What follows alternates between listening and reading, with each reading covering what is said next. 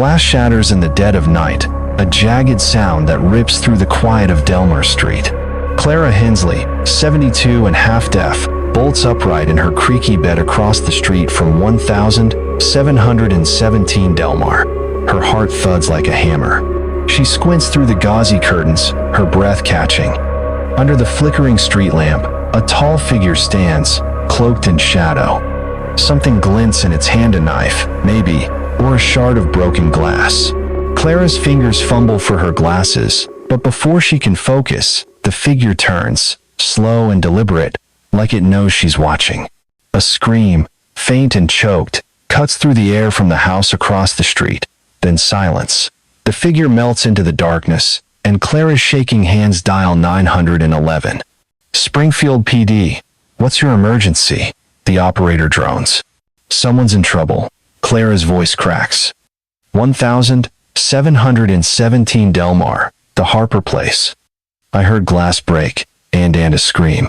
There's a man out there, I swear. Ma'am, stay calm. Units are on the way. Stay on the line. Clara doesn't. She drops the phone, her eyes locked on the Harper house. The porch light is out, but the bulb wasn't broken yesterday. She'd seen Ellen Harper smoking on that porch just last night, the glow of her cigarette like a tiny beacon. Now, the house looks wrong, too still, too empty. The cops arrive 10 minutes later, their flashlights slicing through the humid June air.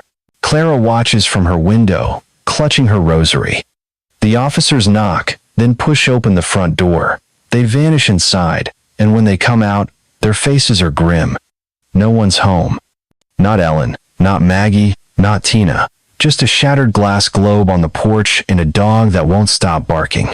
The morning sun climbs over Springfield, Missouri, on the 7th of June, 1992, painting Delmar Street in shades of gold. It's the kind of small-town Saturday where kids ride bikes and neighbors mow lawns. But at 1717 Delmar, the air feels heavy, like a storm's brewing. Tommy Grayson, 19 and hungover from last night's graduation parties, pulls his beat-up Chevy into the driveway. He's here to pick up Maggie Harper and Tina Brooks for a day at Whitewater, the local water park. Sarah Klein, another friend, rides shotgun, her ponytail bouncing as she chews gum. Man, Maggie's gonna be pissed if we're late, Tommy mutters, checking his watch. It's 9:15 a.m., and the heat's already pushing 85 degrees Fahrenheit. He honks the horn, but no one comes out. The front door's cracked open, which is weird. Ellen's a stickler for locking up. Sarah frowns. Maybe they overslept? They were at that party till, like, 2 a.m. Why?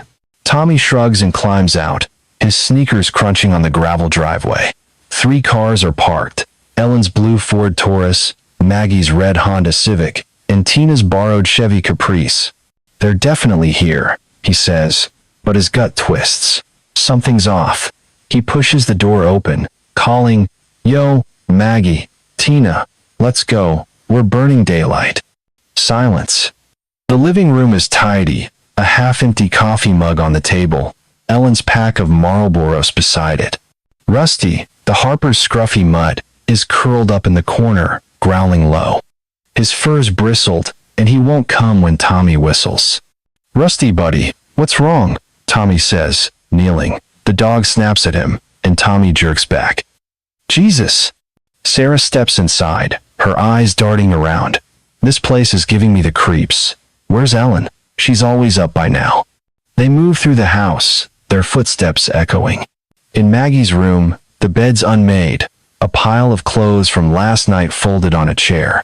Tina's purse is on the dresser, her keys and asthma inhaler inside. In Ellen's room, her wallet's open on the nightstand, cash and credit cards untouched. A used makeup wipe sits on the bathroom counter, smudged with mascara. It's like the women were here, ready to crash after a long night, and then poof, gone. "Tommy, look at this," Sarah whispers, pointing to the front porch. The glass globe from the porch light is smashed, shards glittering on the concrete steps. The bulb inside is fine, though, still screwed in tight. What the hell broke this? Tommy's mouth goes dry. Maybe they dropped something? Sarah shakes her head. No way. This is bad, Tommy. We gotta call the cops. They hesitate, glancing at each other. Maggie's had run-ins with the law before, pretty stuff, like sneaking beers at parties. What if she's just pulling a stunt? But Rusty's growling and the open door gnaw at them. Sarah dials 911 from the kitchen phone, her voice shaky as she explains. While they wait, Tommy pokes around Maggie's room again, his heart pounding. Under the bed, he spots a scrap of paper, half torn. He pulls it out, and his breath catches. Scrawled in Maggie's messy handwriting is a single line. He knows. Don't say anything. Sarah. Tommy hisses, holding up the paper. What the hell's this? Sarah's eyes widen. He? Who's he? Tommy, we can't show this to the cops. What if Maggie's in trouble because of, her sketchy friends? Tommy stuffs the paper in his pocket, his hands trembling. Yeah, okay, but this is freaking me out. The cops arrive 20 minutes later, led by Detective Roy Callahan, a grizzled 40-year-old with a buzz cut and a permanent scowl.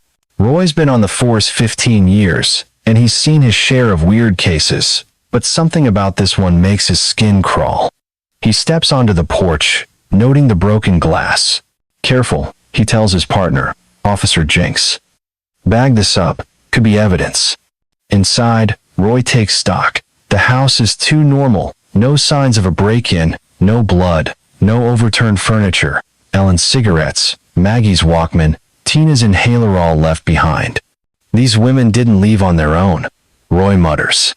Nobody walks away without their keys or wallet. Jenks nods, scratching his head. So, what? Someone snatched 3 people without a sound? That's ballsy.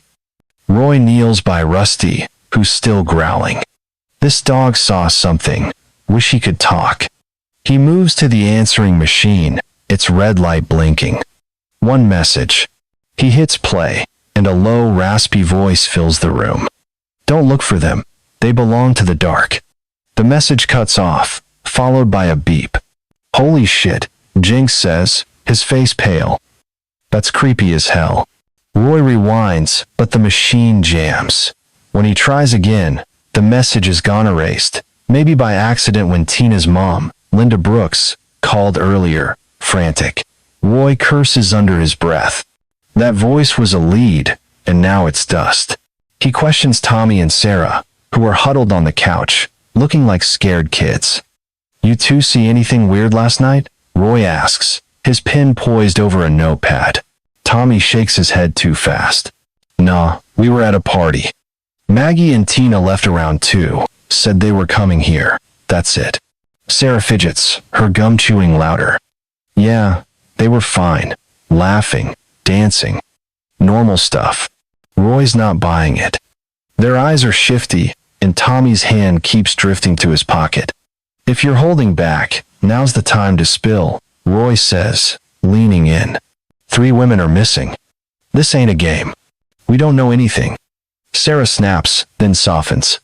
I swear, Detective. We just want to find them. Roy lets them go, but tells Jenks to keep an eye on them.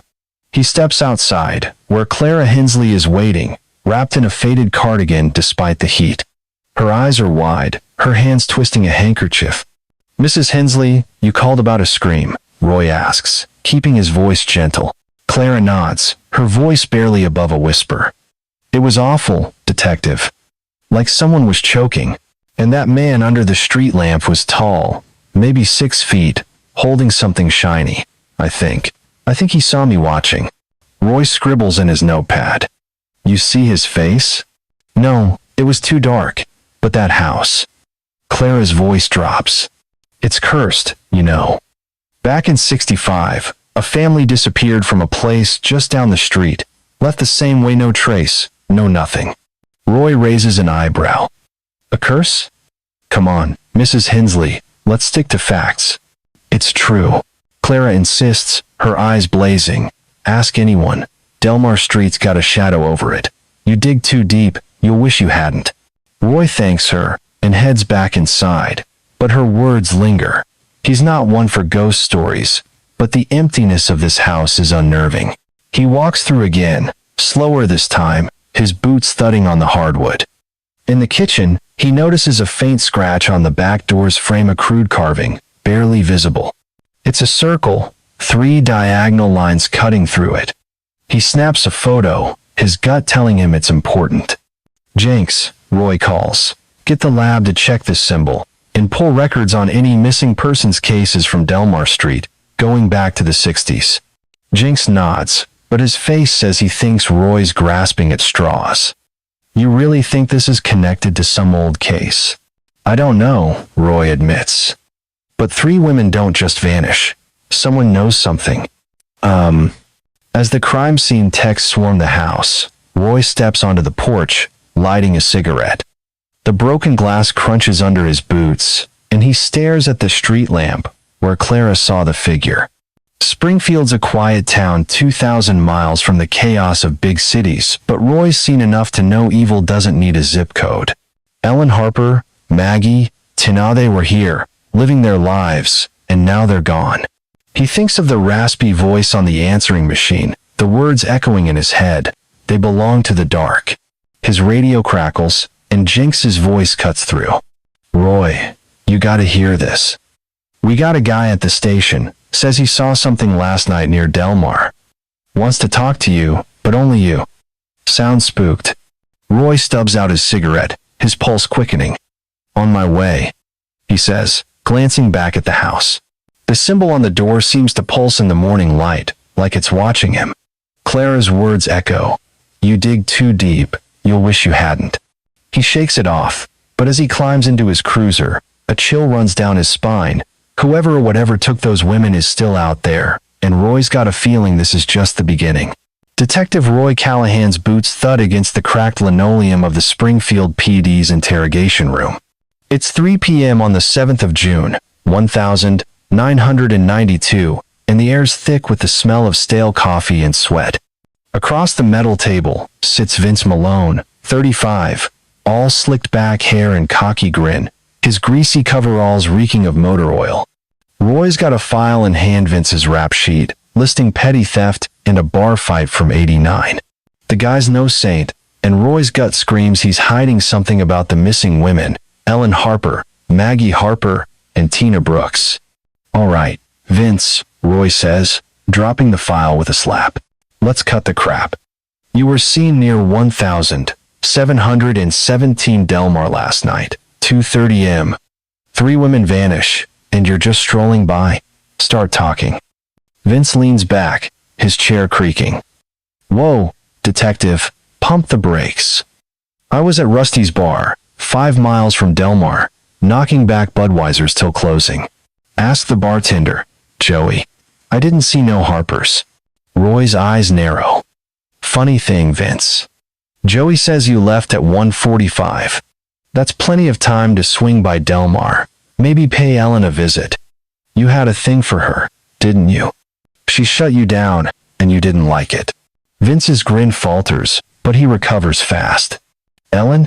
Nah, she's too high. Maintenance. I fixed her car a couple times at the shop, that's it. Look, I'm a grease monkey, not a kidnapper. You're barking up the wrong tree. Roy slides a photo across the table, the broken glass globe from the Harper's porch, shards glinting under crime scene lights. This look familiar? Found it smashed at the scene. You got a temper, Vince. Maybe you threw something, got mad when Ellen told you to get lost. Vince snorts, crossing his arms. You think I'd bust up a porch light and snatch 3 people? Come on, man, I ain't that stupid. Maybe you're not, Roy says, leaning in. But you're lying about something. Where were you after 1:45, Vince? Last chance to come clean. Vince's eyes dart to the side, and Roy knows he's got him rattled. But before Vince can answer, Officer Jenks knocks and pokes his head in. Roy, that witness is here. The jumpy one who called about Delmar. Says he'll only talk to you. Roy glares at Vince. Don't go anywhere. We're not done. He steps out, his mind racing. Vince is slippery, but Roy's not ready to cuff him yet. Not without more. The witness is waiting in a cramped office down the hall, fidgeting like a kid caught stealing. He's Jake Russo, 20, with a leather jacket, a lip ring, and a rap sheet longer than Vince's mostly small-time stuff, like vandalism and boosting car stereos. Jake's one of Maggie Harper's crowd, the kind of guy who hangs out in backyards with cheap beer and loud music. Roy's seen his type before, but the kid's pale, his leg bouncing under the table. "Jake," Roy says, sitting across from him. "You called about last night. What'd you see?" Jake runs a hand through his messy hair, avoiding Roy's eyes. "Look, I don't want to be here, okay? But I was driving by Delmar around 2:15, maybe 2:30. Saw Maggie's car pull into her driveway. Her and Tina got out, laughing, you know. Then I saw someone else, a guy, standing across the street, just watching." Roy's pen hovers over his notepad. "Describe him." "Tall, maybe 6'2". "Dark jacket, hood up." "Couldn't see his face, but he was holding something, like a tool or a knife." "I didn't stick around, man. Maggie's been messing with some bad people lately. I figured she pissed someone off." Roy leans forward, his voice low. "Bad people? Like who, Jake? You're in Maggie's crew. If she's in trouble, you know something." Jake's jaw tightens. "Maggie's got a big mouth. Last week, we were at a party, and she started mouthing off about some deal I was working. Said she knew stuff she shouldn't. I told her to shut up, but she wouldn't. We got into it. Okay. But I didn't touch her." Roy's not buying the innocent act. "You're saying Maggie knew about your side hustle? What kind drugs? Stolen goods? And you're telling me you just let it slide when she threatened to snitch?" Jake slams a fist on the table, his face red. "I didn't do nothing to her. Yeah, we fought, but I was home by midnight. Ask my roommate, Kyle. Maggie's the one who's gonna regret sticking her nose where it don't belong." Roy scribbles Jacalibi, motive, in his notepad. "All right, tough guy. We'll check your story. But if I find out you were anywhere near that house, you're done." Jake slumps, muttering, "Whatever, man. Just find her." Back at 1717 Delmar, the crime scene techs are wrapping up, their evidence bags filled with glass shards and cigarette butts. Roy stands in the living room, staring at Ellen's Marlboros on the coffee table. She was a chain smoker, never went anywhere without her pack. If she left willingly, she'd have taken them. Same with Tina's inhaler and Maggie's keys. This wasn't a spur-of-the-moment exit. Someone planned this, and they were fast. Jinx walks in, holding a plastic bag with a small silver ring, cheap and tarnished. "Found this under the porch steps," he says. "Doesn't match anything in the house. Could belong to our guy." Roy turns the bag over, squinting at the ring. It's got a faint engraving, a tiny star, barely visible. "Run it for prints," he says. "And check pawn shops. Maybe someone sold it recently." Jinx nods, then hesitates. "Roy, you think this is random, or, personal? 3 women, no struggle, no trace. That's some cold-blooded shit." Roy doesn't answer right away. He's thinking about the symbol on the back door, a circle with 3 slashes. The lab's still analyzing it, but Clara Hensley's words keep nagging him. Delmar Street's got a shadow over it. He shakes it off. Ghosts don't kidnap people. But someone does, and Roy's got a growing list of suspects. He heads across the street to talk to Clara again. She's on her porch, rocking in a wicker chair, her eyes distant. "Mrs. Hensley," Roy starts, "you mentioned a case from 65. Another family gone missing. What do you know about it?" Clara's hands freeze on her knitting. "The Millers," she says, her voice barely audible. "Husband, wife, 2 kids. Live 3 blocks down, 1400 Delmar. One night in November 65, they just vanished. Cops found their car, their clothes, everything, but no people. And on their front door, there was a mark, a circle with 3 lines, just like the one you found." Roy's stomach twists. "You're saying it's the same symbol?" Clara nods, her eyes glassy. "I was young then, just married. Everyone whispered about a curse, said Delmar was built on bad ground. The Miller's house is still empty. Nobody'll buy it." Roy scribbles 1000, 965 Miller's case in his notepad. Anything else, Clara? Anything about last night? She leans closer, her voice dropping. That man I saw. He wasn't right. Moved too smooth, like a snake. And the scream, it wasn't Ellen. It was Tina. I'd bet my life. Poor girl sounded terrified. Roy thanks her and heads back to his cruiser, his mind churning. A symbol from 65, a shady mechanic, a punk kid with a grudge, and a creepy voicemail that's now gone. He's got pieces, but no picture. As he starts the engine, his radio crackles. It's Linda Brooks, Tina's mom, hysterical at the station. She's found something in Tina's room, a letter, addressed to Maggie, never sent. The Springfield PD station is a zoo by 5 p.m. Phones ringing, cops shouting. Linda Brooks sits in Roy's office, clutching a crumpled envelope. Her eyes are red, her hands shaking. I found this under Tina's mattress, she says, sliding it across the desk. She wrote it to Maggie, but never gave it to her. Roy opens the envelope, pulling out a single sheet of notebook paper. Tina's handwriting is neat, almost childlike. Maggie, I heard you and Jake fighting at the party. You said you knew about the church. What's going on? I'm scared. If something happens to me, tell my mom I love her. The letter's dated the 5th of June, 2 days ago. Roy's pulse quickens. The church? What's that about, Mrs. Brooks? Linda shakes her head, tears spilling. I don't know. Tina's been quiet lately, said Maggie was hanging with a rough crowd. I told her to stay away, but she wouldn't listen. Oh God, Roy, where's my baby? Roy pats her shoulder, but his mind's elsewhere. The church.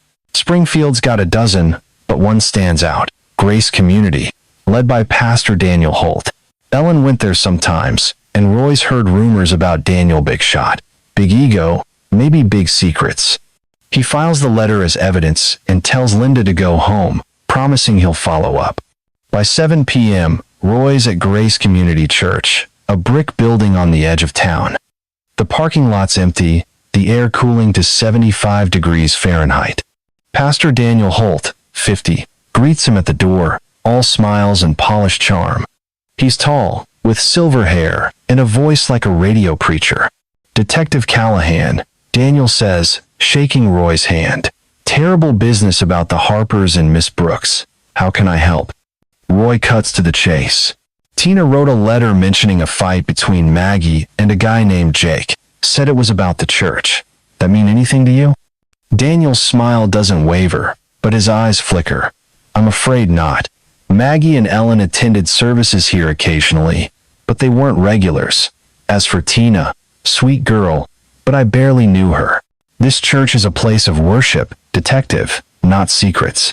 Roy's not convinced. Mind if I look around, just to cover all bases? Daniel hesitates, then nods. Of course. But you'll find nothing but hymnals and prayer books. Roy walks through the sanctuary, his boots echoing on the polished floor. The place is pristine, but something feels off too perfect, like a stage set. In the pastor's office, he notices a locked filing cabinet. What's in there? He asks. Church records, Daniel says smoothly. Donations, memberships, private stuff. Roy makes a mental note to get a warrant. As he leaves, Daniel calls after him, be careful, detective. Some questions don't have safe answers. Back at the station, Roy's desk is a mess of files and coffee cups. It's 10 p.m., and he's bone tired, but sleep's not an option. Jinx drops off a report. No prints on the silver ring, but it's a common design, sold at every gas station in Missouri. The glass shards from the porch are clean too, no blood, no DNA. Roy's hitting dead ends, and it's driving him nuts. His phone rings, and he grabs it, expecting another tip. Instead, it's the front desk. Roy, you got a package. No name, no return address, just showed up. Roy heads downstairs, where a clerk hands him a padded envelope. Inside is a cassette tape, unlabeled, wrapped in brown paper. His heart skips. He takes it to the AV room, pops it into an old player, and hits play. Static crackles, then a voice low, distorted, like it's underwater. 3 people, 3 nights, 3 deaths. The tape hisses, and Roy leans closer, straining to hear. Then, a new sound. Footsteps, heavy and deliberate, echoing in the empty station behind him. He spins around, hand on his holster. The room's dark, the hallway beyond darker. Who's there?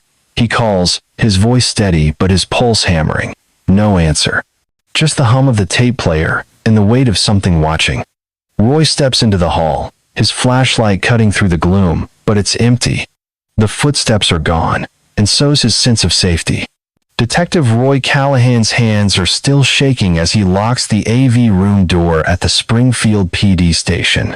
It's 11 p.m. on the 7th of June, 1992, and the cassette tape's warped voice. 3 people. 3 nights. 3 deaths loops in his head like a bad song. Those footsteps in the empty hallway didn't help. Roy's not a jumpy guy, but something about this case is crawling under his skin, burrowing deep. He stuffs the tape in an evidence bag, scribbles urgent, analyze on it, and heads to his desk. Sleep's a lost cause tonight. The station's quiet, just the hum of fluorescent lights and the occasional crackle of a radio. Roy slumps in his chair, staring at the growing pile of evidence, the silver ring from the porch, the photo of the circle, and Slash's symbol on the Harper's back door, Tina's letter about the church, and now this damn tape. He's got suspects Vince Malone, Jake Russo, maybe even Pastor Daniel Holt, but no hard proof. Ellen Harper, Maggie, and Tina are out there, or worse, and Roy's running out of time. He picks up the phone and dials the lab, catching a sleepy tech named Carla. "I need that tape analyzed yesterday," he says. Voice I, background noise, anything, and check the symbol from the Harper house against any known gang tags or cults. Carla yawns. "Roy, it's midnight. I'll get to it first thing, but don't hold your breath. That symbol's weird, doesn't match anything in our database so far." Roy hangs up, frustrated. He pulls out Tina's letter again, rereading the line about Maggie and Jake fighting over the church. Grace Community Church keeps coming up, and Pastor Daniel's too smooth smile isn't helping. Roy's got a hunch Ellen knew something she shouldn't, something that got her, Maggie, and Tina snatched. He grabs his keys and heads out. Time to dig into Ellen's past. The Springfield Public Library is a brick box of a building, closed tight at this hour, but Roy's got a buddy who's a night janitor. By 11:45 p.m., he's flipping through old newspapers in the basement archives, the air thick with dust and mildew. He's looking for anything on Ellen Harper before she became the chain-smoking hairdresser at 1717 Delmar. The microfiche machine hums as Roy scans articles from the 1980s, his coffee going cold. He hits pay dirt in a 1984 issue of the Springfield News Leader. A grainy photo shows a younger Ellen, her hair big and teased, standing next to a slick-looking guy in a suit. The headline reads, "Local real estate firm under scrutiny for shady deals." The article names Ellen as a secretary at Pinnacle Properties, a company tied to money laundering for a St. Louis crime syndicate. The feds raided Pinnacle in '85, but Ellen quit before the bust and dodged charges. The guy in the suit, though Victor Crenetted 3 years in Leavenworth. Roy whistles low. "Ellen, what were you mixed up in?" He jots down Victor Crane, Pinnacle Properties, and keeps digging. Another article mentions Crane's release in '88, but he dropped off the radar. Could he be back, settling old scores? Roy's gut says Ellen never fully cut ties with that world, and it might have caught up with her. His radio crackles as he heads back to his cruiser. It's Jenks, sounding rattled. "Roy, we got a break. Found Maggie's diary in a shoebox under her bed. You're gonna want to see this." By 1 a.m., Roy's back at 1717 Delmar, the house now a full-blown crime scene with yellow tape flapping in the humid breeze. It's 80 degrees Fahrenheit, sticky and miserable. Jenks hands him a small, leather-bound diary, its pages crammed with Maggie's scrawled handwriting. "Found it during a second sweep," Jenks says. "Girl's got some dark stuff in here." Roy flips to the last entry, dated the 5th of June, 992. I messed up. Jake's pissed, says I'm gonna regret sticking my nose in. I saw something at the church last night, something bad. If I disappear, look under the floor. Roy's heart skips. Under the floor? What the hell's that mean? Jenks shrugs. We checked the housing under the floorboards. But this church thing keeps popping up. You think Pastor Daniel's dirty? Roy doesn't answer. He's thinking about Tina's letter, Maggie's diary, and Daniel's locked filing cabinet. Get a warrant for Grace Community, he says. I want that office torn apart. 1. As Jenks calls it in, Roy steps into Maggie's room, the air heavy with the scent of her perfume. He kneels, tapping the floorboards, but they're solid. Whatever Maggie meant, it's not here. He flips through more diary pages, finding entries about Jake's deals and a fight where Maggie threatened to tell everyone. One line chills him. Jake says the church isn't what it seems. He's scared too. Roy's about to close the diary when a loose page falls out, folded tight. He unfolds it, revealing a sketch of the circle and slashes symbol with a note. Saw this in the basement. Don't trust D.H. Roy's blood runs cold. D.H. Daniel Holt. By 8 a.m., Roy's at Grace Community Church, warrant in hand. The sun's climbing, pushing the temperature to 85 degrees, and the parking lot's buzzing with early worshipers. Pastor Daniel meets Roy at the door, his smile gone, replaced by a tight-lipped frown. Detective, this is a house of God. You're disrupting our community. Roy holds up the warrant. Then open your office, Pastor, and let's clear this up. We're looking for answers about 3 missing women. Daniel leads him to the office, his steps slow, like he's stalling. The filing cabinet's unlocked now, but Roy's not fooled. It's too convenient. Inside are neat folders, donation logs, member lists, nothing juicy. Roy's about to call it a bust when he notices a faint outline on the floor under Daniel's desk, a trapdoor, barely visible. What's this? Roy asks, pointing. Daniel's eyes flicker. Storage, old hymnals, that's all. Open it, Roy says, his voice hard. Daniel hesitates, then pulls a key from his pocket and unlocks the trapdoor. A wooden ladder descends into a dark basement, the air cool and damp. Roy climbs down, his flashlight cutting through the gloom. The room's small, maybe 10 by 10 feet, with concrete walls. On one wall, carved deep, is the circle and slashes symbol, bigger than the one at the Harper's house. Below it sits a wooden box, locked tight. Roy's pulse races. What's in the box, Pastor? Daniel's voice is calm, too calm. Just relics. Old church stuff. You're wasting your time. Roy pries the box open with a crowbar from his kit. Inside, wrapped in cloth, are 3 items. A locket, a hairbrush, and a scarf. The locket has a photo of a young Ellen inside. The brush has long, dark hairs, maybe Maggie's. The scarf's monogrammed with a T, Tina. Roy's stomach churns. These are trophies, and Daniel's standing too close, his breath uneven. Explain this, Roy growls, holding up the locket. Daniel's smile returns, cold and sharp. You're a curious man, Detective, but curiosity can be dangerous. Those women, they ask too many questions, just like you. Roy's hand goes to his holster, but Daniel raises his hands, stepping back. Easy, Detective, you've got no proof. Those could belong to anyone. Roy's not buying it. He cuffs Daniel, reading him his rights, but his mind's racing. This is too big for a small-town pastor. As he leads Daniel out, he spots Clara Hensley across the street, watching from her car. She meets his eyes, then drives off, her face pale. Back at the station, Daniel's in a holding cell, lawyered up and silent. Roy's in his office, the box of items on his desk. The lab's rushing tests on the hairs and fabric, but Roy's not holding his breath. Daniel's too slick to leave obvious prints.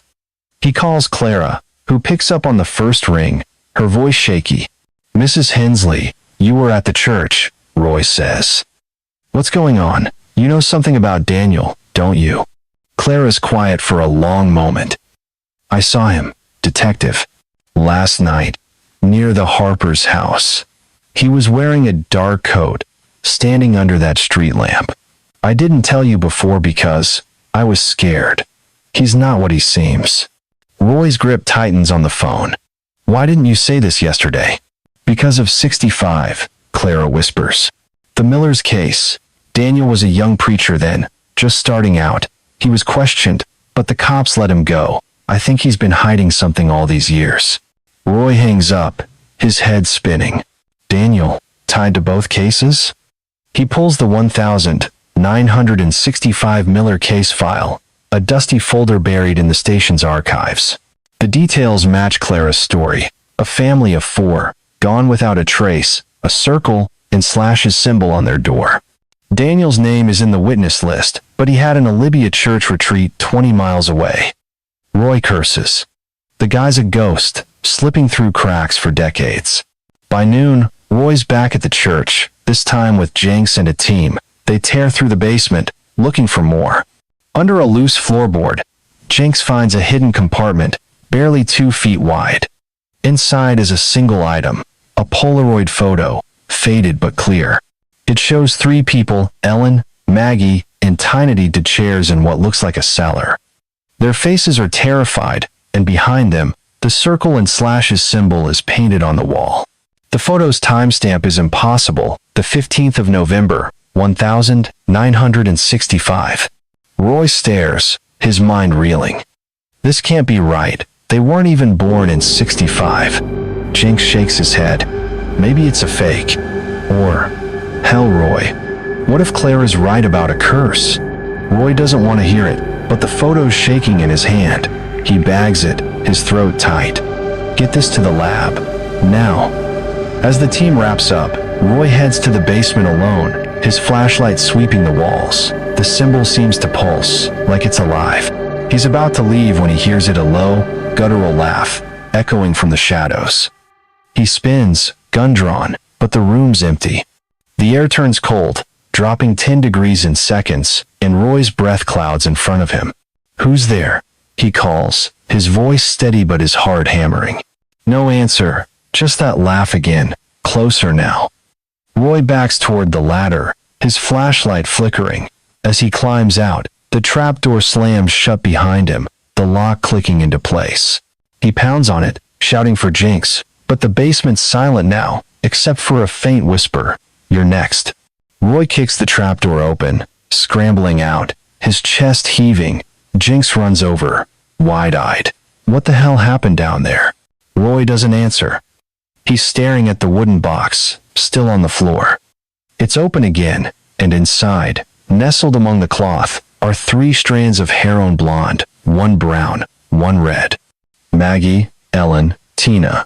The hairs weren't there an hour ago.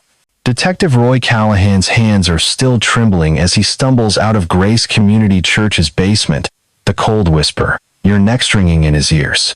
It's 1 p.m. on the 8th of June, 1992, and the Springfield sun is blazing, pushing 90 degrees Fahrenheit, but Roy feels like he's stuck in a freezer. The 3 strands of hair, blonde, brown, red, found in that wooden box weren't there when he first opened it. He's sure of it. Officer Jenks is staring at him, his face pale under his ball cap. "Roy, you okay?" Jenks asks, his voice shaky. "You look like you saw a ghost." Roy wipes sweat from his brow, his heart hammering. "I'm fine," he lies, bagging the hairs for evidence. "Get this to the lab, and don't let that box out of your sight." Jenks nods, but his eyes flick to the trapdoor, like he's half expecting something to crawl out. Roy doesn't blame him.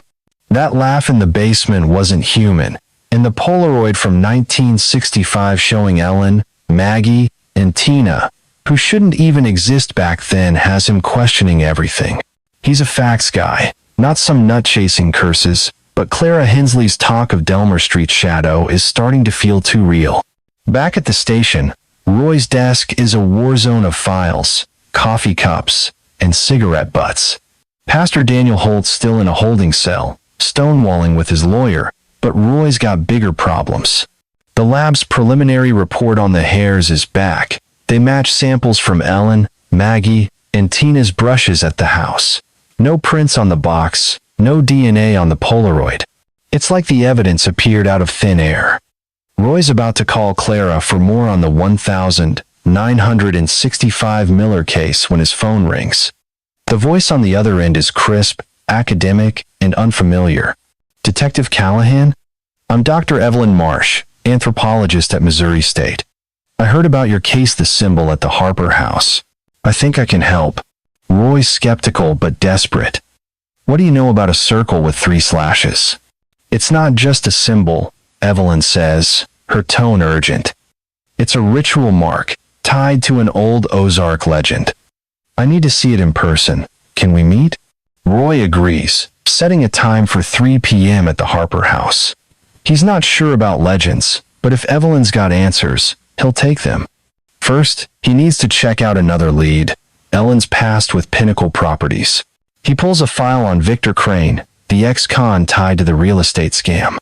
Crane's last known address is a dive bar in St. Louis, 200 miles away, but Roy's got a hunch he's closer. He calls a contact at the St. Louis PD, asking for any recent sightings. Then he heads to the Harper House to meet Evelyn. The air at 1717 Delmar is heavy, the crime scene tape fluttering in a hot breeze. It's 3:15 p.m., and Evelyn Marsh is already there, a wiry woman in her 50s with gray-streaked hair and sharp eyes. She's studying the circle and slashes symbol on the back door, her notebook filled with sketches.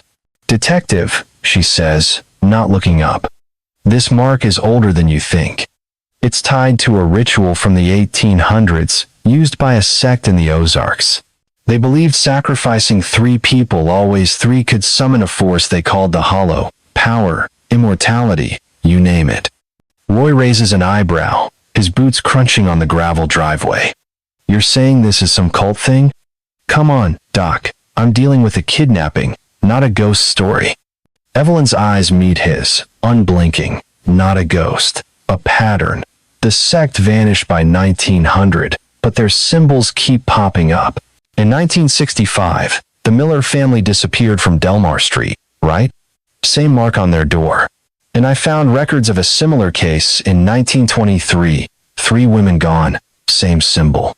It's not random, detective. Someone's keeping this ritual alive. Roy's stomach twists. Clara mentioned the Millers, and now Evelyn's tying it to a century-old cult. He shows her the Polaroid, watching her face. Explain this. It's dated 1965, but it shows my missing women. They weren't even born then. No. Evelyn's breath catches as she studies the photo.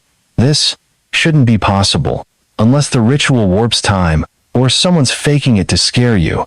But the symbol's authentic. I've seen it in old texts. You need to find where these women were taken. The ritual needs a specific place here, consecrated ground. Roy scribbles consecrated ground in his notepad. Any guesses where that might be? Evelyn points down the street. Delmar's old. Some houses here were built on settler land, places the sect used. Check abandoned properties, especially ones tied to the church. Roy's mind flashes to Grace Community and Daniel Holt. Thanks, Doc. Stick around. I might need you again. By 5 p.m., Roy's at Ellen's salon, Harper's Hair and Nails, a small shop 2 miles from Delmar. The place is closed, but Roy's got a key from the evidence locker. He's looking for Ellen's secret notebook, the one tied to her Pinnacle Properties days. The salon's quiet, smelling of hairspray and bleach, with photos of smiling clients on the walls.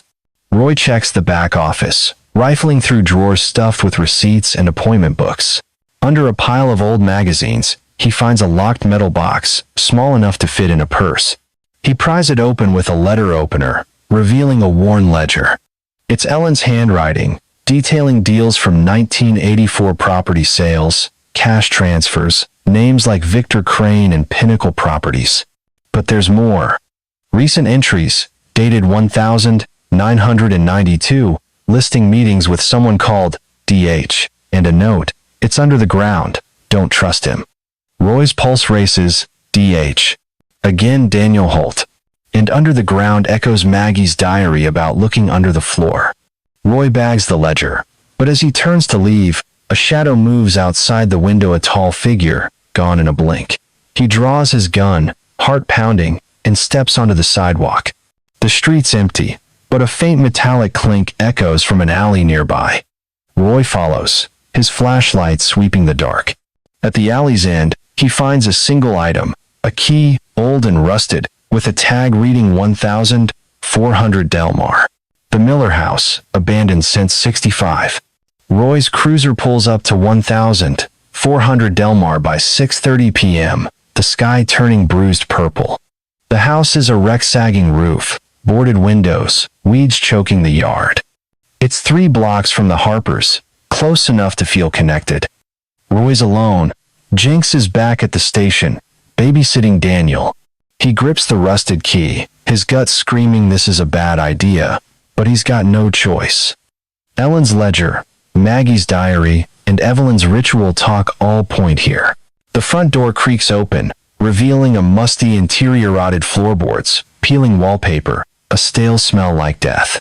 Roy's flashlight catches a familiar mark on the wall, the circle and slashes symbol, carved deep. He moves deeper, his boots crunching on debris. In the living room, he finds a trap door, half hidden under a moldy rug. The key fits the lock, and the door groans open, revealing a narrow staircase descending into darkness. Roy's about to call for backup when his radio crackles with static, then a voice, not Jinx, not anyone he knows. "Come down, detective," it rasps. They're waiting. The radio dies, and Roy's breath catches. He checks his gun, takes a deep breath, and starts down the stairs. The basement's cold, maybe 60 degrees, with damp stone walls.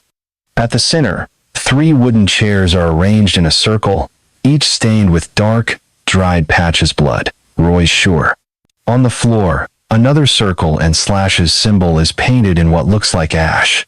Roy's skin crawls. This place feels wrong, like the air's pressing against him. He searches the room, finding a small alcove with a locked chest. He breaks it open, revealing a bundle of paper letters, maps, and a list of names. Ellen's name is there, along with Maggie, Tina, and Victor Crane. Roy's piecing it together when he hears footsteps above. He freezes, gun raised, as a woman's voice calls out, "Detective Callahan, you in here?" He climbs back up, cautious, and finds a woman in the living room, mid-40s, sharp features, dark hair pulled back. She's holding a notepad, her eyes scanning the house like she owns it. "I'm Lydia Harper," she says, extending a hand.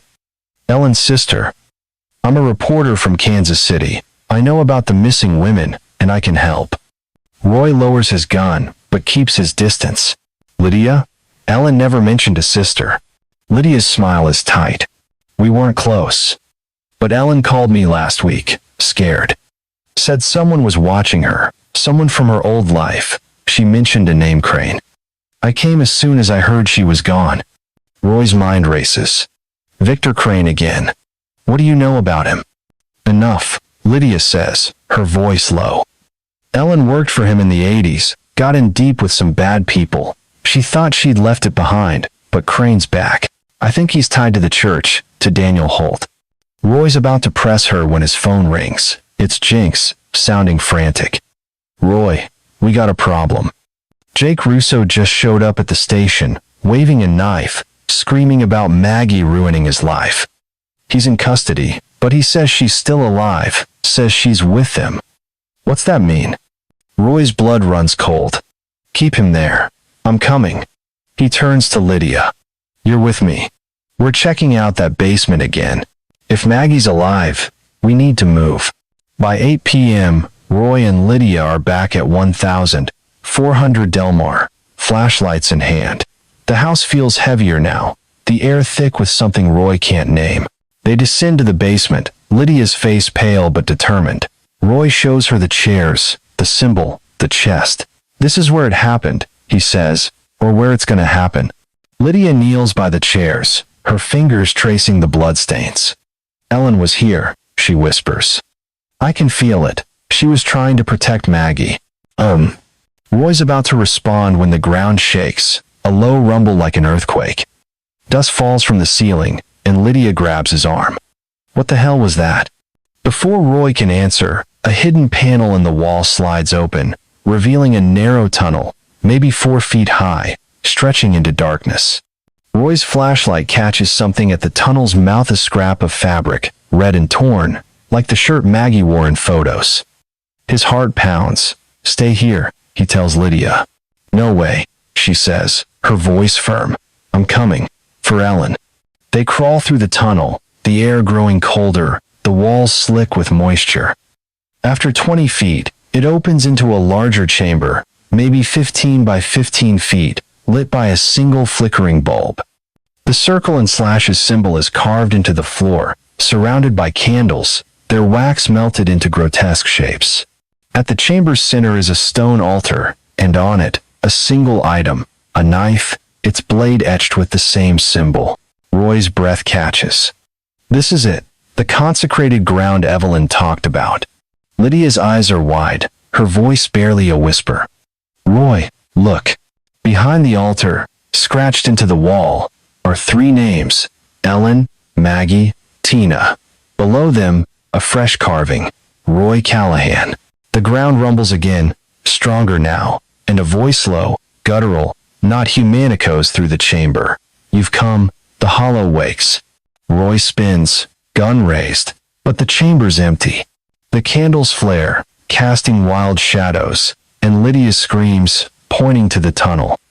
It's collapsing, dirt and rock crashing down, sealing them in. Roy grabs her, pulling her toward the altar, but the ground splits beneath them, and the last thing he hears is that voice, louder now, laughing, "You're mine." Detective Roy Callahan's ears ring as the tunnel collapses behind him, dirt and rock crashing down like a tidal wave. He's sprawled on the cold stone floor of the underground chamber, beneath 1400 Delmar, his flashlight flickering wildly. Lydia Harper, Ellen's sister, is beside him, coughing through the dust, her face pale under the dim glow of the single bulb above. The air's thick, heavy with a metallic tang, and that voice guttural, inhuman, laughing. Your mind still echoes in Roy's head. It's 8:30 p.m. on the 8th of June, 1992, and Springfield, Missouri, feels a million miles away from this buried hellhole. Roy scrambles to his feet, gun drawn, his heart slamming against his ribs. The chamber's maybe 15 by 15 feet, its walls slick with moisture. The circle and slashes symbol carved into the floor seems to pulse, surrounded by melted candles. The stone altar at the center holds a knife, its etched blade glinting like it's alive. The names on the wall, Ellen, Maggie, Tina, and now Roy Callahan, stare back like a death sentence. "Roy, we're trapped," Lydia whispers, her voice shaking as she stares at the blocked tunnel. What was that voice? What the hell's going on? Roy doesn't answer right away.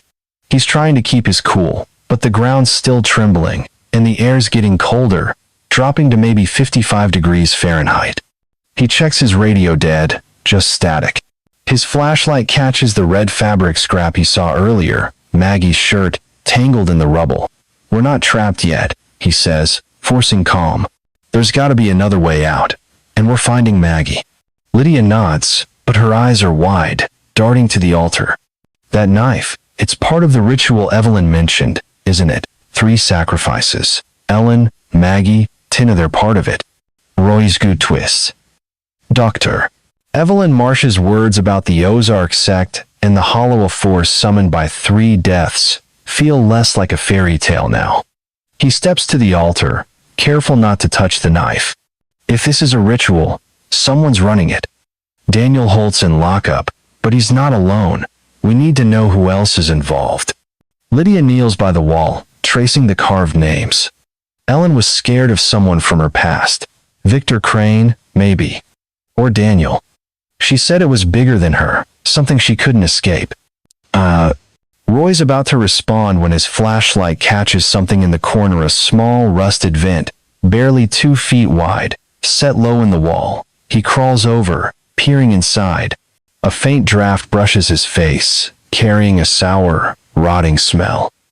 "There's air coming through," he says. "Could lead out. Or deeper in." Lydia hesitates, her hands trembling. "Deeper? Roy, we don't know what's down here." We don't have a choice, Roy says, holstering his gun. Stay close. They squeeze through the vent, the metal scraping Roy's shoulders. The passage is tight, maybe 20 feet long, and opens into another chamber, smaller, about 10 by 10 feet. The walls are covered in more circle and slashes symbols, some smeared with what looks like blood. At the center, a single object, a film reel, 8 millimeters, labeled Delmar 1965. Roy's stomach lurches. The Polaroid from the church basement, dated 1965 but showing Ellen, Maggie, and Tina, flashes in his mind. Lydia, look at this, he says, holding up the reel. If this is real, it's tied to the Miller's case, or something worse. Lydia's face hardens. We need to watch it. There's gotta be a projector somewhere. Roy pockets the reel, his mind racing. First, we get out. Then we figure out what this means. They search the chamber, finding a narrow staircase leading up, its steps crumbling underfoot. The air grows warmer, and after climbing 15 feet, they emerge into a different basement, musty, cluttered with old furniture. Roy recognizes the layout. This is 1400 Delmar, he says. We're back in the Miller house, different section. His radio crackles to life, faint but working. Jinx's voice cuts through. Roy, you there? Jake Russo's losing it, says Maggie's alive, locked up somewhere under the ground. Where are you? Roy's pulse spikes. I'm at 1400 Delmar. Get a team here, now. And keep Jake talking. Find out who they are. He turns to Lydia, who's staring at a photo on the basement wall, a faded picture of the Miller family, smiling, oblivious to their fate. Below it, another circle and slashes symbol. This place is a graveyard, she whispers. We're walking on bones. By 9:30 p.m., Roy's back at the Springfield PD station, the film reel burning a hole in his pocket. Jinx meets him in the AV room, his face drawn. Jake's in interrogation, but he's a mess, Jinx says. Keeps ranting about Maggie betraying him. Says she saw something at the church, something that changed her. Roy nods, handing Jinx the reel. Get this set up. I want to see what's on it. Lydia's in the hall, sipping bad coffee, her eyes distant. Roy pulls her aside. You said Ellen mentioned Crane. What else did she tell you? If he's part of this, I need everything. Lydia hesitates, then sighs. Ellen called me a week ago, said she'd been followed. A guy in a dark car, maybe a Cadillac, kept circling her house. She thought it was Crane, back to settle a score from the Pinnacle days. But she also mentioned Daniel Holt said he was running something out of the church, something evil. She was going to confront him. Roy scribbles Crane, Cadillac, Daniel in his notepad. Why didn't you tell me this sooner? I didn't know if I could trust you, Lydia says, her voice sharp. Ellen's my sister. I came here to find her, not to get her in deeper. Roy's about to snap back when Jinx calls him to the AV room. The projector's ready, the reel loaded. Roy, Lydia, and Jinx sit in the dark as the film sputters to life. The grainy footage shows a basement, maybe the one, under 1400 Delmar, with 3 figures tied to chairs. Their faces are blurred, but Roy recognizes Ellen's dark hair, Maggie's blonde ponytail, Tina's red curls. A hooded figure stands behind them, holding a knife etched with the circle and slashes symbol. The timestamp in the corner reads the 15th of November, 1965. This is impossible, Lydia breathes. They weren't alive in 65. Roy's jaw tightens. Keep watching. No. The hooded figure chants, words muffled but rhythmic, as the camera pans to the symbol on the wall. The screen flickers, and suddenly, the figures aren't Ellen, Maggie, and 10 of their strangers, a man and 2 women, faces pale with terror. The timestamp hasn't changed. The film cuts to black, and a voice, low, distorted, says, "The hollow takes 3. Jinx curses under his breath. Roy, what the hell are we dealing with? Roy doesn't answer. He's thinking about Evelyn's ritual, Clara's curse, and the names on the wall. Bag this reel, he says. and get me Jake Russo, now."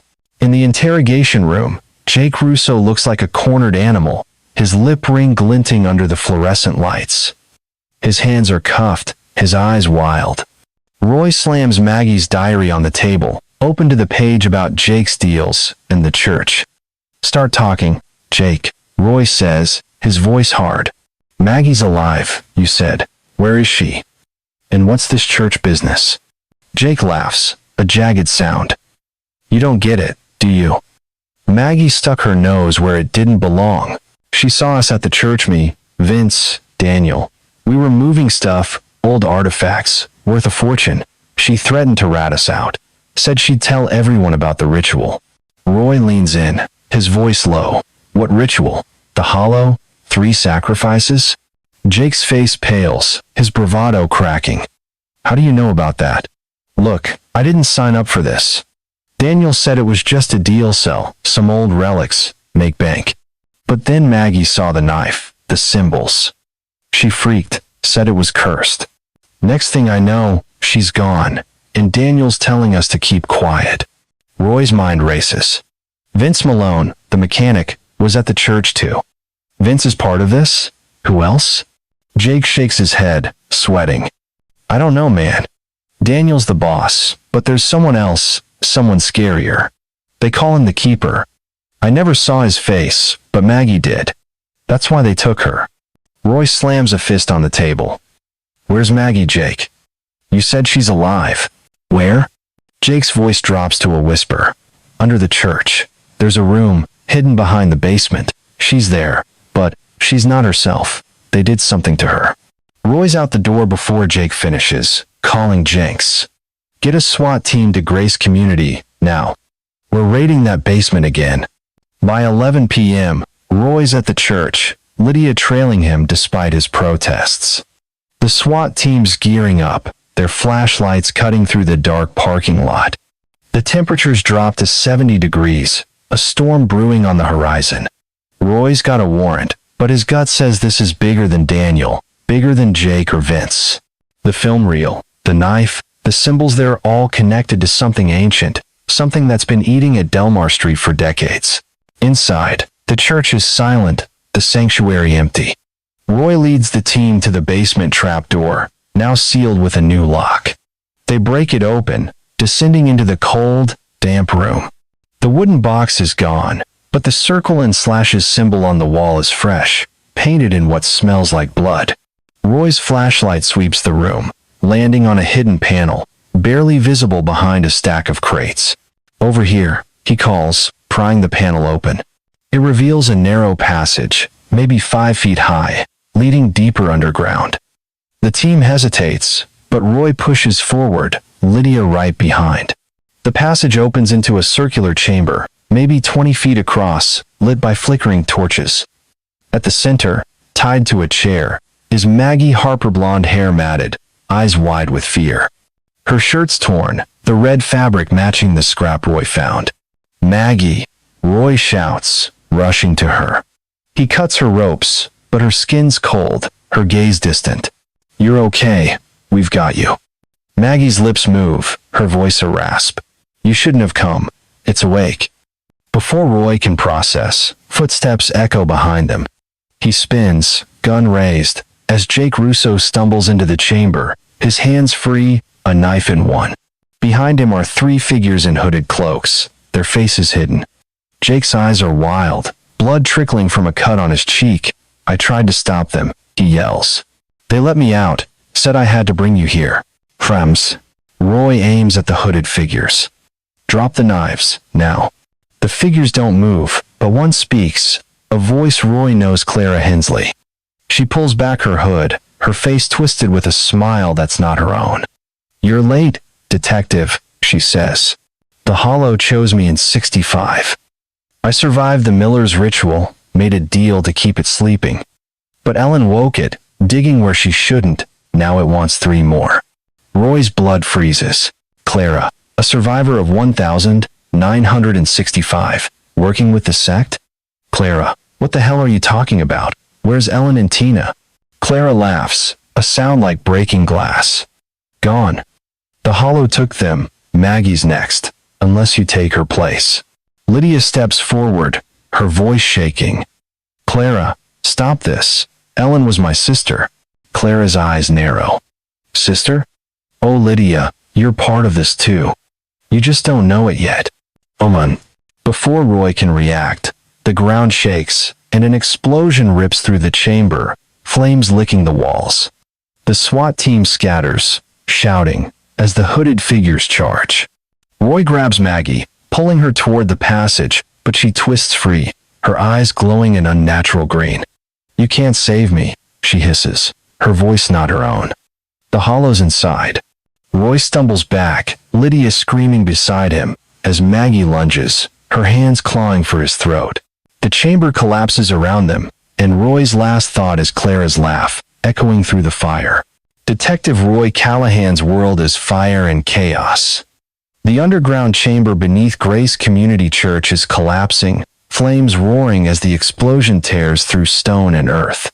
It's 11:30 p.m. on the 8th of June, 1992, and Springfield, Missouri, feels like the edge of hell.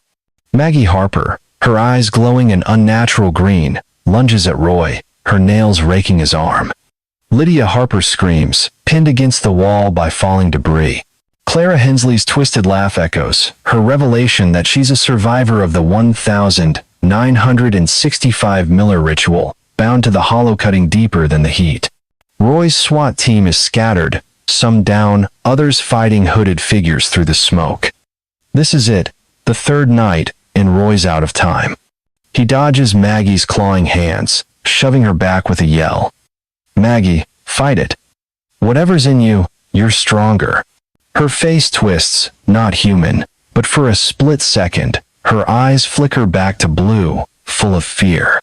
It's enough to give Roy hope. Roy, behind you. Lydia shouts, her voice hoarse. One of the hooded figures swings a knife, its blade etched with the circle, and slashes symbol. Roy rolls, the blade missing his neck by inches, and fires his Glock.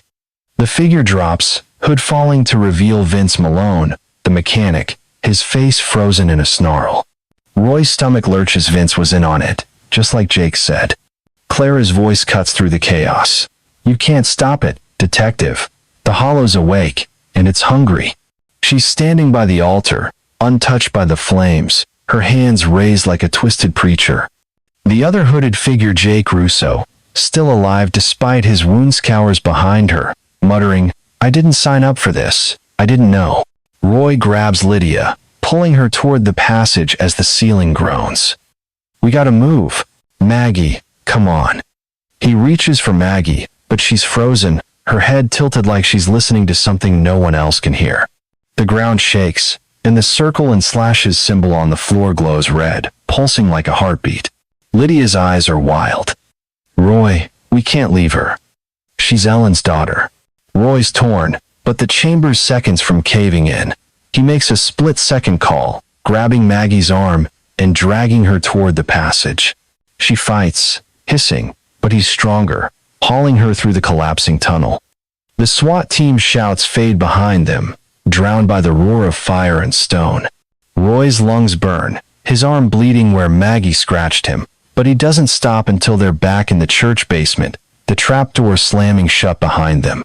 The air's cooler here, maybe 65 degrees Fahrenheit, but Roy's sweating like it's 100.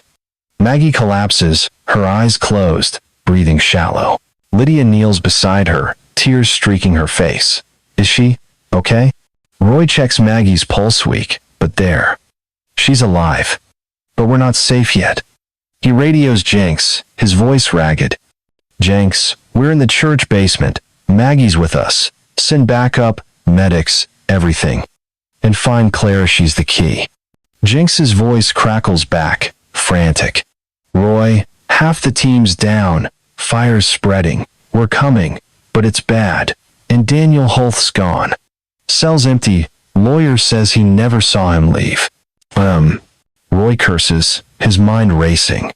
Daniel's loose, Clara's unhinged, and the hollow whatever it ice is still out there. He looks at Maggie, her face pale under the dirt. Lydia, stay with her. I'm going after Clara. Lydia grabs his arm, her voice fierce. No way, Roy. I'm coming. This is for Ellen and Tina. You need me. Roy hesitates, then nods. Fine. But if it gets hairy, you run. He hands her his backup piece, a small .38 revolver. Don't hesitate to use it. They leave Maggie with a SWAT medic who's just arrived, sirens wailing outside as fire trucks roll in. The church is a madhouse, smoke billowing from the basement, but Roy and Lydia head for the sanctuary, where Clara was last seen. The air's thick, the temperature dropping as they move deeper, like the building's holding its breath. Roy's flashlight catches the circle and slashes symbol on the altar, freshly carved, still wet with something dark blood, maybe. Glada. Roy shouts, his voice echoing, it's over. Come out, or we're coming for you. A laugh answers, high and brittle, from the shadows behind the pulpit. Clara steps into the light, her cardigan gone, replaced by a black robe etched with the symbol. Her eyes are wrung too wide, too bright, like something's looking through her. You're stubborn, detective, she says, her voice layered, like two people talking at once. The Hollow chose you, but you keep fighting. Why? Roy aims his gun, steady despite the chill crawling up his spine. Where's Ellen? Tina? What did you do to them? Clara's smile is a knife. They're with the Hollow now. Ellen dug too deep, found our relics, our ritual. Tina was just collateral, but Maggie Shea's special. The Hollow wants her most. Lydia steps forward, her revolver shaking. You're insane, Clara. Ellen trusted you, and you betrayed her. Clara's head tilts, her gaze locking on Lydia. Betrayed? Oh, Lydia, you're blind. You've been part of this all along. Ellen didn't call you to save her, she called you to finish it. Roy's blood runs cold. What's she talking about, Lydia? Lydia's face pales, her grip tightening on the gun. She's lying, Roy. I came to find Ellen, that's all. Clara laughs again, stepping closer. Lying? Tell him, Lydia. Tell him about the letter you sent Ellen, the one that lured her to the church. Tell him how you've been hunting the Hollow's power since you learned about Pinnacle Properties. Roy turns to Lydia, his gun still on Clara, but his eyes searching her face. Lydia, what's she mean? What letter? Lydia's voice cracks, her eyes darting between Roy and Clara. I sent Ellen a letter, okay? I told her I'd found records about Pinnacle, about Crane, and the artifacts they smuggled. I thought it'd help her get free of her past. I didn't know it'd lead to this. So, Clara claps slowly, mocking. Help her? You led her to us, Lydia. You wanted the Hollow's power, immortality, strength. You just didn't know the price. Roy's mind reels. Lydia's been playing him, or she's as much a victim as Ellen. He grabs her arm, pulling her back. Stay behind me. Clara, last chance, where's Daniel? Who's the keeper? Clara's smile widens. Daniel's a pawn, like Jake, like Vince. The keeper's closer than you think, detective. Look at your hand. Hem. Roy glances down, and his heart stops. On his palm, where Maggie scratched him, the circle and slashes symbol is burned into his skin, red and raw. It wasn't there an hour ago. He stumbles back, his gun wavering. What the hell did you do to me? Clara's voice drops, almost tender. The Hollow marked you. You're the third, Roy. 3 nights, 3 deaths. Tonight's the last.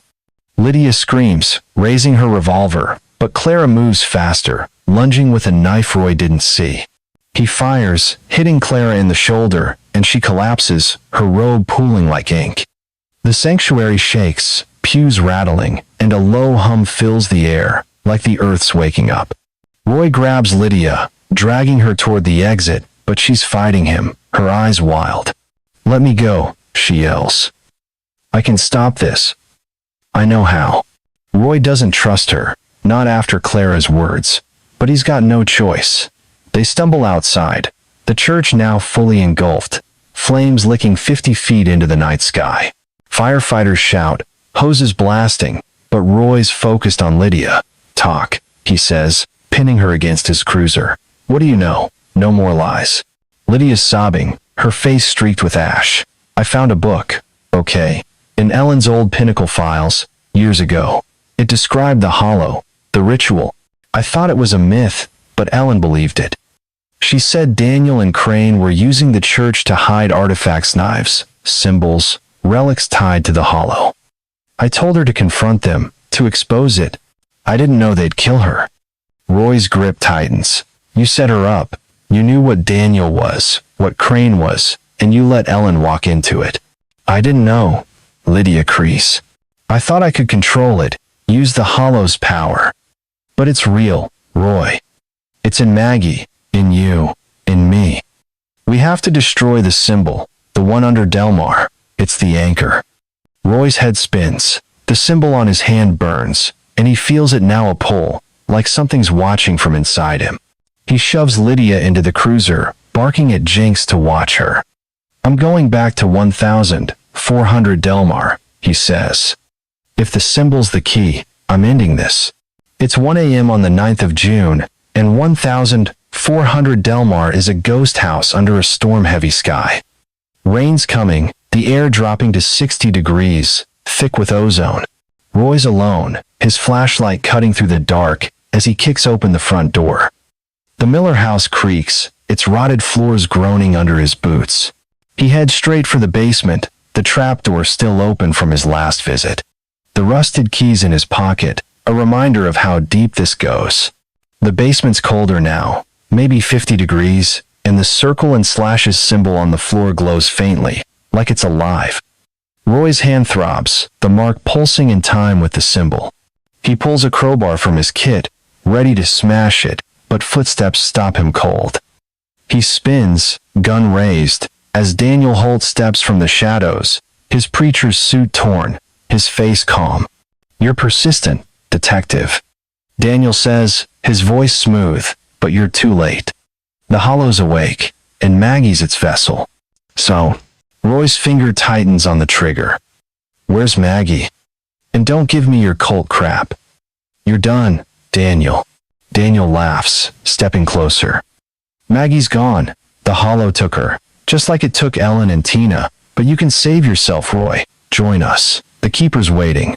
Roy's about to fire when a new voice cuts in, Lydia's, sharp and commanding. He's lying, Roy. She's at the trapdoor, her revolver aimed at Daniel. I got free. Daniel's not the keeper. I am. Roy's world tilts. Lydia? What the hell? Lydia's eyes are cold, her smile cruel. I tried to play nice, Roy. Ellen was weak, scared of the hollow's power. I wasn't. I found the ritual in Pinnacle's files, used Ellen to get to Daniel, to Crane. They thought they controlled it, but I did. I brought you here, marked you, to finish the ritual. Roy's gun swings to Lydia, his mind reeling. You killed them? Ellen? Tina? All for some damn myth?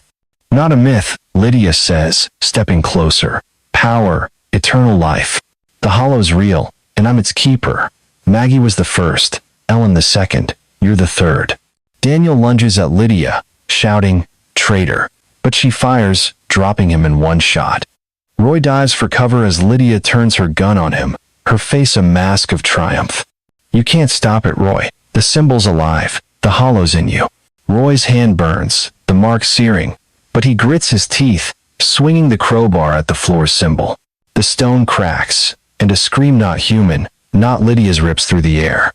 The ground shakes, throwing Lydia off balance, and Roy tackles her, pinning her down. It's over, he growls, cuffing her wrists. Lydia laughs, blood trickling from her mouth. You think breaking it stops the hollow? It's in you, Roy. It's always been in you. The basement goes dark, the symbol's glow fading, and Roy drags Lydia up the stairs, his body screaming with pain. Outside, Jinx and a SWAT team are waiting, their lights blinding. Maggie's in an ambulance, sedated, her eyes normal but vacant. Claire is gone, vanished in the church fire. Daniel's dead, Vince too. But Ellen and Tina, they're still missing, and Roy's not sure they'll ever be found. It's the 9th of July, 1992, a month later. Lydia's in a cell, charged with multiple murders, but she's silent, smiling like she knows something Roy doesn't. Maggie's in a hospital, awake but not talking, her memory a blank. The church is ashes, 1,400 Delmar condemned. Roy's back at his desk, the case closed, but not solved. The mark on his hand is gone, but he feels it sometimes, a faint burn in the dark. He's sipping coffee when Jinx drops a bombshell. Roy, we found Clara Hensley. Dead in her house, heart attack. But this was with her. He hands Roy a cassette tape, unlabeled, like the one from before. Roy's throat tightens. He takes it to the AV room, alone, and hits play. Static, then Maggie's voice, clear and cold. Roy, you can't run forever. The hollow's waiting. He yanks the tape out, his hand shaking, and stares at the empty room. Outside, Delmar Street is quiet, but Roy knows better. Something's still out there, watching, and he's not sure he'll ever be free.